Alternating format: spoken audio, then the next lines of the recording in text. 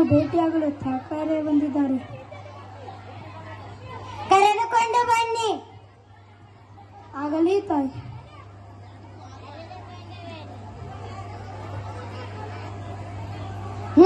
ಬಂದ ವಿಷಯ ಕಪ್ಪ ಕೇಳಲು ಬಂದಿರುವೆ. ಏನು ಕಪ್ಪ?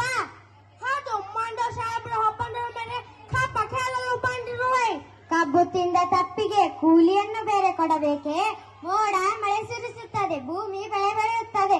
ನೀವೇನು ನಮ್ಮೊಂದಿಗೆ ಉತ್ತೀರಾ, ಬಿತ್ತೀರಾ, ನೀರು ಹಾಯಿಸಿ ನಾಟಿ ನೆಡ್ತೀರಾ, ಹೊರೆ ಹೊತ್ತೀರಾ, ಹಸಿದವರಿಗೆ ಅಂಬಲಿ ಕಾಯಿಸಿ ಕೊಡ್ತೀರಾ? ನಿಮಗೇಕೆ ಕೊಡಬೇಕು ಕಪ್ಪ? ನೀವೇನು ನಮ್ಮ ಅಣ್ಣ ತಮ್ಮಂದಿರೇ, ದಾಯಾದಿಗಳೇ, ನಿಮಗೇಕೆ ಕೊಡಬೇಕು ಕಪ್ಪ?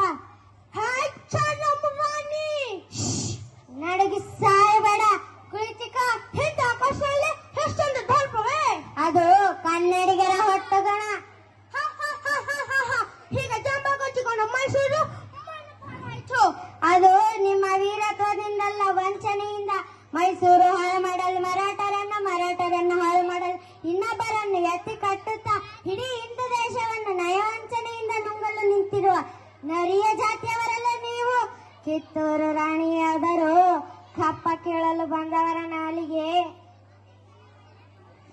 ಸಿಹಿಯಾದಿತು.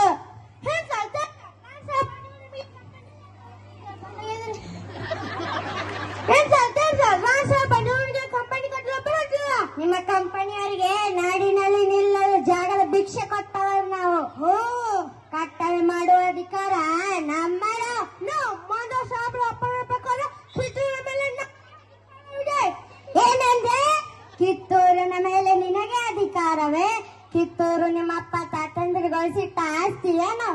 ಎಂಜಿಲು ನಾಯಿಗೆ ರೊಟ್ಟಿಯನ್ನು ಚೆಲ್ಲಿ ಅಂಜದ ಮನೆಯೊಳಗೆ ನುಗ್ಗಿ ವಂಚನೆಯಿಂದ ಕೊರಳು ಕೊಯ್ಯುವ ಸ್ವಭಾವ ಕನ್ನಡಿಗರಲ್ಲ. ಹೌದು, ನಿನಗೆ ಜೀವದಾನ ಮಾಡಿದ್ದೇನೆ. ಚೆನ್ನಮ್ಮ, ನಿನ್ನ ಶ್ರೀಮಾಶ್ಮಯ ಕುರಿತು ಹಾಟಿ ಹೊಡಿಸಿದ್ದೀಯ. ಬದುಕುವ ಆಸೆ ನಿಮಗೂ ಇಲ್ಲ, ನಿಮ್ಮನ್ನು ಉಳಿಸುವ ಆಸೆ ನಮಗೂ ಇಲ್ಲ.